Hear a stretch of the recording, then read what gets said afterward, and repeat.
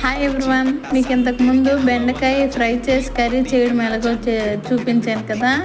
ఇది ములక్కాయ ఎలా ఫ్రై చేసి కర్రీ చేయాలో ఇవాళ చూపించబోతున్నాను.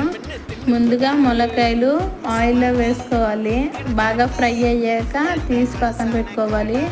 అదే ఆయిల్లో ఆనియన్స్ అండ్ అల్లం వెల్లుల్లి పేస్టు, కరివేపాకు, పచ్చిమిర్చి వేసుకోవాలి.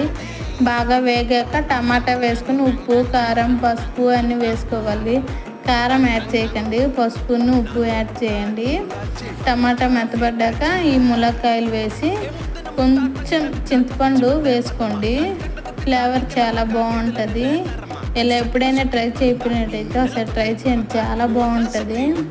వేసాక దగ్గరికి అయ్యే వరకు బాగా ఉడికించుకోండి. ఈ స్టేజ్లో కారం యాడ్ చేసుకోండి, కారం అండ్ మసాలా. అప్పుడే బాగా కర్రీకి పడుతుంది కారం. చివరిలో దగ్గర పడ్డాక